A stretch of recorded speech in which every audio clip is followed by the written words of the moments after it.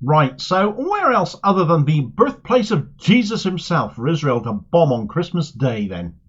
They literally targeted Bethlehem, which, for the record, is an occupied city these days, not in Gaza, but in the West Bank. So for the record, anyone saying, but do you condemn Hamas? What about Hamas, or any derivatives thereof? There is no Hamas in the West Bank, so go on, get your excuses out now. Bethlehem was just one such place in the West Bank deliberately targeted on Christmas Day, deliberately attacking Christians on their holy day, the most holy day in the Christian calendar. So again, I say this isn't even about religion, which Israel love to hide behind. It is about Zionism, that political ideology being used to wipe others out, conflated with religion as it is. And whilst all this was happening, Netanyahu was wishing all we Christians a happy Christmas. Well, not in a little town called Bethlehem it wasn't, nor in Jenin, nor in Nablus, nor in many more. But a Christmas message on that day was still delivered in Bethlehem, even if all celebrations were cancelled. One of the most powerful I've ever heard. A message of defiance that the whole world, and especially the West, needs to hear. Right, so Christmas Day in Bethlehem, the birthplace of Christ in the occupied West Bank as it is, being targeted on Christmas Day. You cannot say that was not timed to be completely deliberate, can you? The day started with an attack on a refugee camp, because that's how the cowards of the IDF roll, isn't it? Target those with the least, those most unable to resist. And the refugee camp at Jenin was targeted, resulting in several arrests. And then Bethlehem was targeted, Nablus was targeted, Jericho was targeted, Ramallah was targeted, and dozens were arrested by the end of the day. And a 17-year-old boy was shot in the neck. Injured only, not killed, fortunately enough. Still, happy fucking Christmas.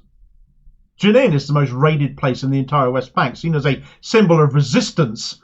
How dare people survive and cling to existence, and we can't have that, can we?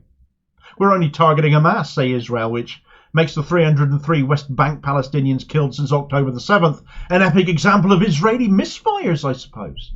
Your aim is apparently worse than a Star Wars stormtrooper, is that it? If Hamas are your targets, why are you even attacking people in the West Bank?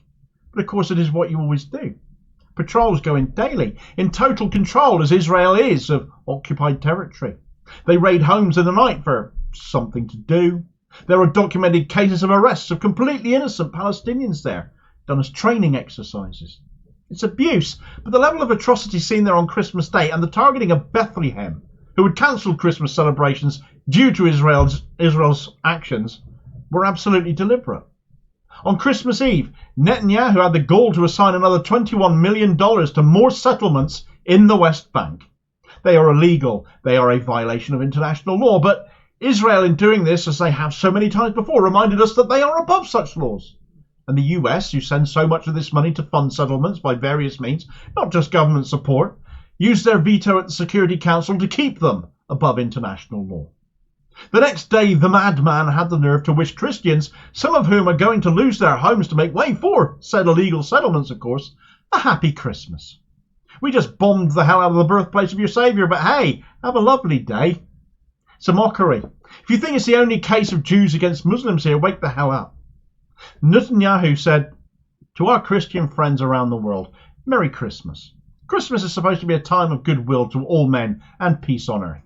Well, we don't have peace on earth, not in our part anyway. And we certainly don't see goodwill to all men. We're facing monsters. Monsters who murdered children in front of their parents and parents in front of their children. Who raped and beheaded women. Who burnt babies alive. Who took babies hostage. This is a battle, not only of Israel against these barbarians, it's a battle of civilization against barbarism. And I know in this I have your support.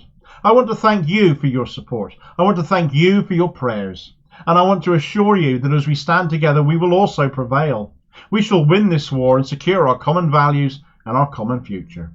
Frankly, I had to get up and go for a walk after watching that clip of Netanyahu saying all of that. God only knows what I would have written otherwise. He is unhinged. I'll bomb the heck out of Bethlehem, but sure, let's talk about our support for one another and our common goals. Sunshine, I want to see you topple from power, bare minimum. I offer you no support, no prayers. You are not head of a civilized state. You're a genocidalist, ignorant of the wishes of most of your own people who want no part in this, let alone the rest of the world.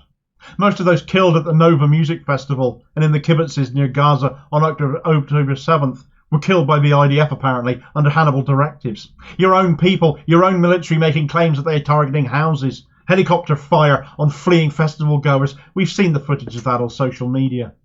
The number of men, but also women and children, the graphic images of what your forces have done to them in Gaza and also the West Bank, they say so much more than the craven weasel words of a man gloating behind closed doors, as I can so believe you do, ever could.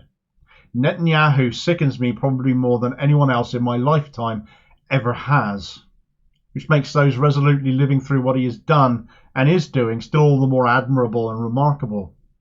Christmas was cancelled in Bethlehem, we're told, but only the celebrations, not the religious element of it. The reason for it, that still went ahead. The Church of the Nativity in Bethlehem, they didn't have the baby Jesus in a manger this year. They placed him outside the church in an incubator. Solidarity with Gaza. The Christmas Evangelical Lutheran Church in Bethlehem held a service that has frankly gone viral, and so deservedly for it. Jesus, in their case, placed in a mock-up of rubble, as so many children as well as adults remain buried alive in Gaza. The sermon delivered by Reverend Dr. Munther Isaac, a Palestinian himself born just east of Bethlehem, resonated far more than the words of a maniac like Netanyahu or any of his political supporters around the world ever could. The whole sermon is time well spent listening to. Please find time to do it if you haven't already. But here's some of what he said. We are angry. We are broken. This should have been a time of joy. Instead, we are mourning. More than 20,000 killed. Thousands are still under the rubble. 1.9 million displaced. Hundreds of homes destroyed. This is annihilation. This is a genocide. The world is watching. Churches are watching. People of Gaza are sending live images of their own executions. We are asking here, could this be our fate in Bethlehem and Ramallah, in Jenin? Is this our destiny too? We are tormented by the silence of the world. Leaders of the so-called free world lined up one after the other to give the green light for this genocide against a captive population. They gave the cover. Not only did they make sure to pay the bill in advance, they veiled truth and context to provide the political cover. This war has confirmed to us that the world does not see us as equals. Maybe it is the colour of our skin. Maybe it is because we are on the wrong side of the political equation. Even our kinship in Christ does not shield us. So they say if it takes killing 100,000 Palestinians to get a single Hamas militant, then so be it. We are not human in their eyes. The hypocrisy and racism of the Western world is transparent and appalling. They always take the words of Palestinians with suspicion, yet on the other side, despite a clear track record of disinformation, lies, their words are almost always deemed infallible. To our European friends, I never ever want to hear you lecture us on human rights or international law again, and I mean that. The full sermon again, I'll say it, because it is so important to say it, because it is so heartfelt and so brutally honest. It's something everyone should hear. Munther Isaac is of course right. Every word he said is right.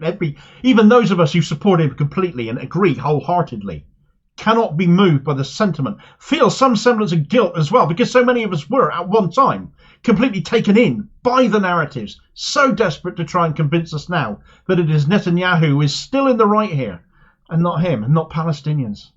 The media is barbarically misleading. Our political leaders across the board are failing us and dire, and failing the people of Palestine, and proving every single word said in that church in Bethlehem on Christmas Day.